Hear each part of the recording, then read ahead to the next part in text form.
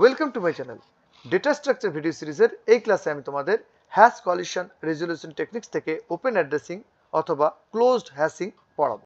Open addressing এ আমরা আলোচনা করব লিনিয়ার প্রবিং নিয়ে। তো লিনিয়ার প্রবিং এর ক্ষেত্রে দেখো আমার কাছে কতগুলো ইন্ডেক্স আছে। তো লিনিয়ার প্রবিং কিভাবে কাজ করবে, ও প্রথমে কে মড এম মেথড ধরো আমি যে কোনো মেথড ইউজ করতে পারি। কে মড এম মেথড ধরে ও প্রথমে একটা ইন্ডেক্স জেনারেট করলো, হ্যাশ ইন্ডেক্স। যদি সেই ইন্ডেক্স অলরেডি ভ্যালু আছে তাহলে কলিশন হবে। তো কলিশন হলে কি করবে, যে ও যে ভ্যালুটা অ্যাকচুয়াল ইন্ডেক্স তার সঙ্গে নাম্বার অফ কলিশনটাকে অ্যাডিশন করে দেবে। অ্যাডিশন করার পর 10 মড করবে, নিয়ে দেখবে ইন্ডেক্স কত বেরোচ্ছে।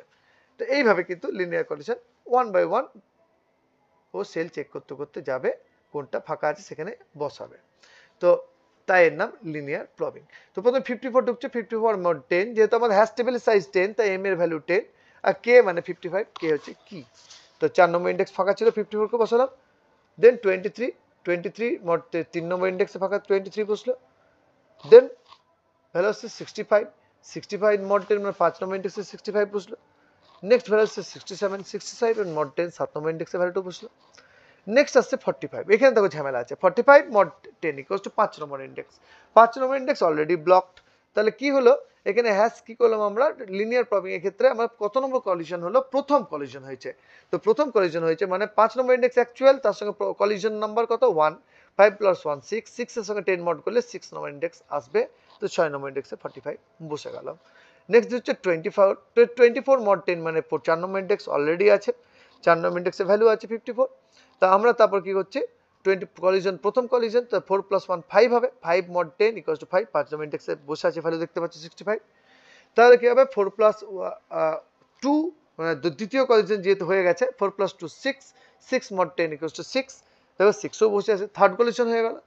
তাহলে এবার কি হবে 4 প্লাস 3, যেহেতু কলিশন তিনটে হয়ে গেছে 4 প্লাস 3 7, 7 নম্বর কলিশন, 7 নম্বর ইন্ডেক্স অলরেডি ভ্যালু বসে আছে। এবার কি হবে আবার কলিশন নম্বর 4 হয়ে গেল। তাহলে এবার 4 প্লাস 4 8 চেক করছি আমরা, 8 ফাঁকা আছে, 8 আমরা বসিয়ে দিচ্ছি। লক্ষ্য করলে কলিশন নাম্বারটা তোমাদের অবশ্যই কাউন্ট করতে হবে।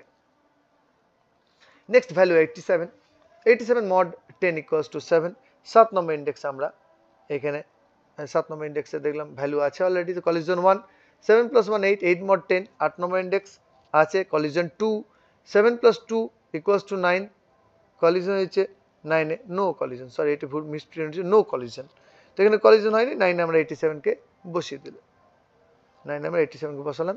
নেক্সট দেখো ভ্যালু আছে কি লিনিয়ার প্রবিং এর ক্ষেত্রে, ভ্যালু আছে 92 mod 10 equals to 2 number index ফাঁকা ছিল বসিয়ে দিলাম।